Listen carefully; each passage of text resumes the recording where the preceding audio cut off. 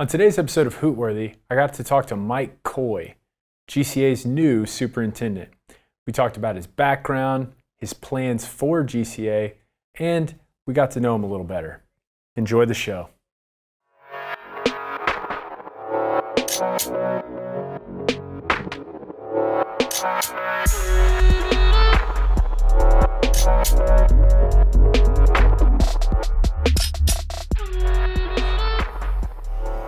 The man, the myth, the legend, Mr. Mike Kooi, the new superintendent for GCA. And that's why you're on Hootworthy.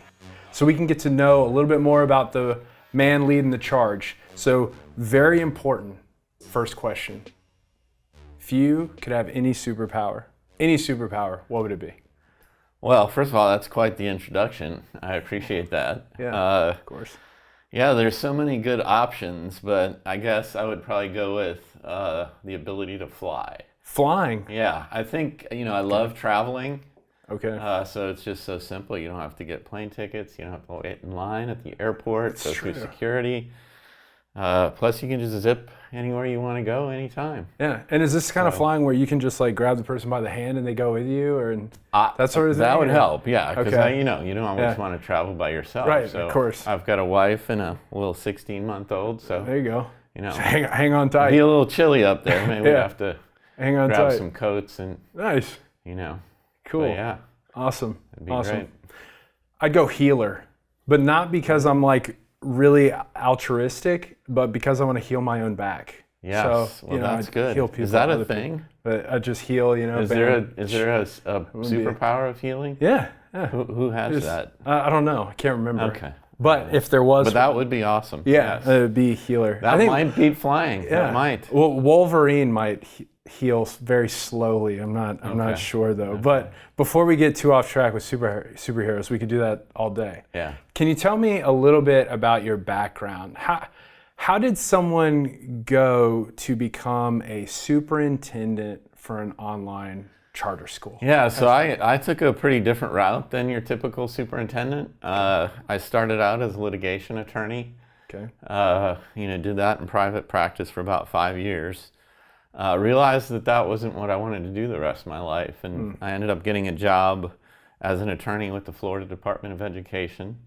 That was when Governor Jeb Bush at the time was implementing a lot of school choice programs that were controversial. Okay.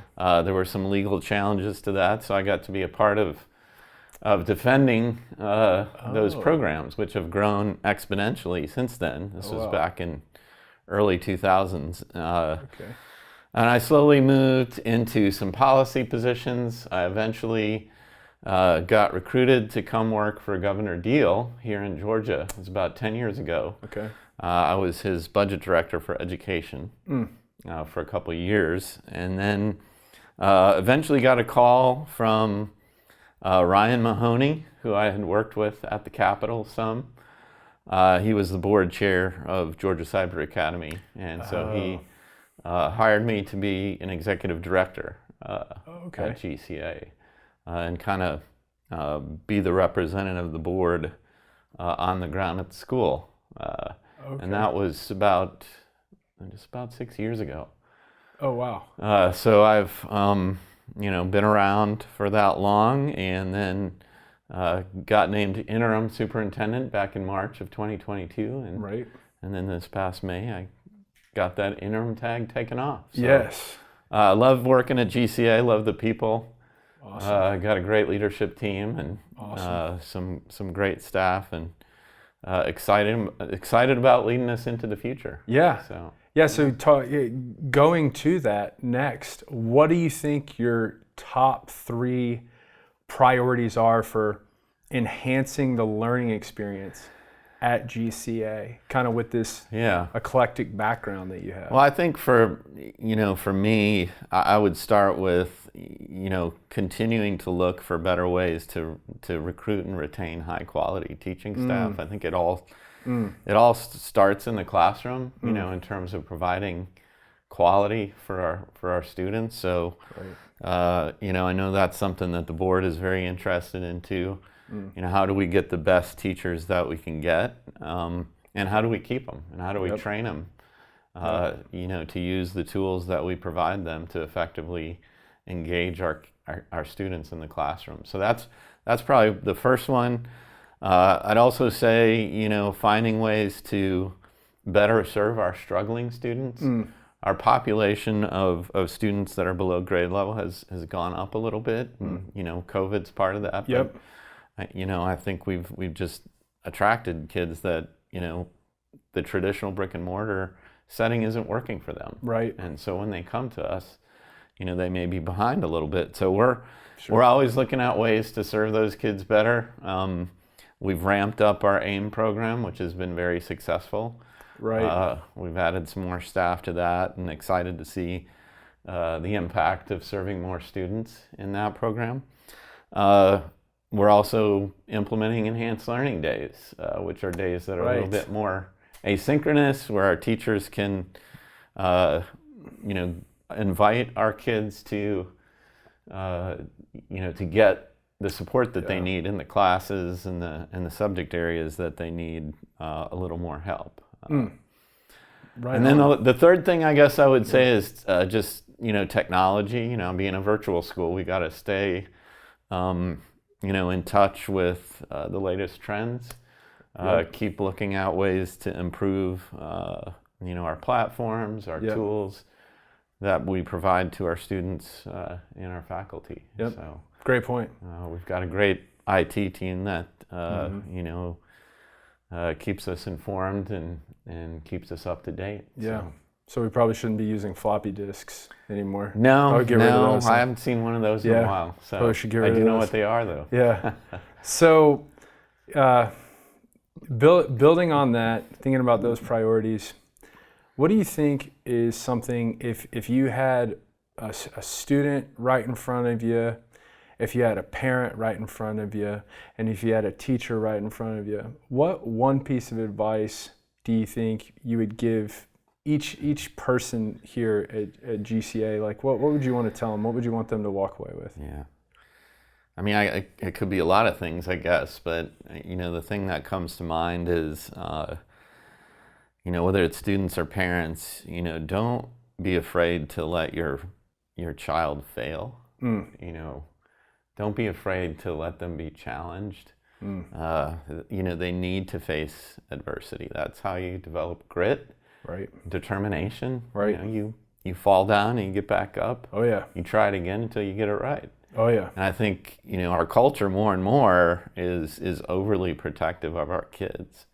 They're too eager to protect them from bad things happen. They're so worried about self-esteem, and self-esteem has its place. Of course. But we can't let that become the enemy of helping our kids face adversity. Yeah, you build self-esteem when you overcome Exactly. a challenge and you believe you can do that. This reminds me of one of my favorite movie scenes when Rocky says to his son, it's not about how hard you hit, but it's about how hard you can get hit and keep moving forward. And keep going. Yeah. It's like learning to ride a bike. Of course. You'll never learn to ride a bike if you're afraid to fail. Yep. Because you're going to fall down at some point. Yeah, you are. For sure. Imagine all those kids that couldn't ride a bike. So, and for our teachers, I would say, along the same lines, don't be afraid to challenge your kids. You need to encourage them. Right. And provide them with the support, but, and celebrate the victories. When you do fail, you get back up, you try it again, and you get it right. Right. That's what makes education so great, is seeing those kids overcome those obstacles. Yep. So don't be afraid to fail. Students, parents, don't get too hard on them when they do fail, and then teachers, be prepared to challenge them. That's great. So if you could teach, let's say you were a teacher at GCA, if you could teach any subject, any course, what would you teach and why? Yeah, I think for me it would probably be like middle school or high school social studies, like American history. Oh, cool. Probably 19th century.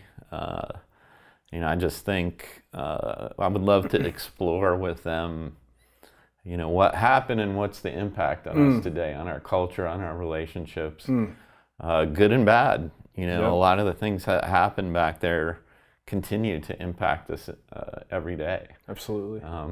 And so, Absolutely. that fascinates me. And, Yeah. my favorite teachers were the ones that loved the subject matter that they were teaching. Right. And I love that stuff. So Awesome. I think if I was going to teach, that would be the best thing for me Right to on. teach. Yeah. Be like, it already happened, Mr. Kooi. Why do we need to learn about this? Yeah. And then so they'd come to figure out, like, toward the end of it, they'd be like, yeah, this stuff does matter, and it does continue to happen. It's good stuff. So thinking about the virtual environment, one of the most difficult things with virtual school, of course, is building a sense of community, a sense of collaboration, whether it's students with students, teachers with teachers, teachers with students. What do you think are some ideas or things that you would love to see, maybe? Things you would like to see happen at GCA that would kind of help create more of that sense of community and collaboration as a virtual school? Yeah, I mean, it is tough. Our students and our staff are all over the state, and that's part of what makes us interesting, but it does create challenges. And the kids are learning from home, so they're not coming together in a physical setting and socializing that way. So we're always looking for ways to address that. And I think we go above and beyond compared to most virtual schools in terms of community days, field trips, some of the partnerships we have with community partners. We've got clubs that our kids can sign up for, and we're excited about continuing to expand those options. But we're looking at ways to develop opt-in directories for those kids and their parents who want to collaborate with each other, socialize with each other, communicate with each other, whether it's about school or whatever. That's great. And obviously that's something that some families will be excited about, and some may want to, just kind of keep things working the way they are. But, we're looking and hoping to roll out some things soon. So that's on the wish list. Cool. Yeah. So in school, when you're thinking back, it wasn't that long ago. Yeah, it was a while. It wasn't that long. But when you think about your school journey, educational experience, what was your favorite subject? And can you share or think of like a funny moment or a memorable moment when Mike was in school? Yeah. Well, it's kind of along the lines of the teaching subject. I loved history, so I was a history major in college. In particular, 19th century American history and European history too. But those were definitely my favorite classes. But in terms of a funny anecdote, I don't know if anything really comes to mind, but like I said, I do remember that, the teachers that were the most passionate about the subject area were the ones that I remember the most. I mean, and I can remember in high school, having a social studies teacher that was just a complete goofball, I mean, there was just, he loved talking about, the sound of one hand clapping in Zen Buddhism. And, he had this thing where he would, roar, in the middle of class, just completely unexpectedly. And I remember years after taking his class when, we were in the classroom next door, he would do that roar, and we all knew exactly what the topic was that he was covering. Because we heard it all the way, through the walls. It's hilarious. Do you remember the topic he was covering? Yeah, I think it was. I think it was world religions. I think it was Buddhism. Zen Buddhism. But I'm not certain about that. I should remember that, right? But well, if he's watching. He'll I think he's still teaching at that school, believe it or not, after all these years. So that's awesome. Yeah. Oh man. Well, in the 4th grade, I, in front of the entire class, called my teacher Mama. So Oh, no. that was a pretty embarrassing fourth grade moment for me. That's rough. I thought it was over. Tough to recover from that. Yeah, I thought I couldn't go back to school after Yeah. that. Yeah, that was Well, tough. you learned to face adversity. I did. So, yeah. I did. So when you aren't in the office, when you aren't doing your superintendent things, what can people find you doing? What interests or hobbies do you explore? What's going on? Well, I mean, it's not anything super exciting. I've, my wife and my 16-month-old, we like to go on walks if the weather's, not too scorching hot like it has been lately. Yeah. With our two mini Australian Shepherd dogs, they need constant walking. So we do a lot of walking. What are their names? Ember and Winston. Okay. Yeah. Winston. Yeah, Winston. That's great. So that's probably the most consistent thing we do. Yeah. But I'm a big sports fan. Okay. As a University of Florida grad, I'm a big fan of Big Gator guy. football, basketball, baseball. I think I hear the boos happening I know, now. When I'm people hear living that. in ME territory. That's true. But You are. and it's a rough time for that right now. Yeah. But I'm also a big Atlanta Braves fan. Okay. I watch them almost every night. There you go. So love that. Love to travel. I think I mentioned that with the superpower. Yes. We haven't gotten to do as much of it with the little one, but That's true. That's something that definitely want to start doing again. So. Awesome. Well, again, Mike, thanks so much for coming on the show, getting to learn a little bit more about you, and we cannot wait to see what's in store for GCA under your leadership. So thank you again, sir. We appreciate you. Thank you for having me. Thanks. All right.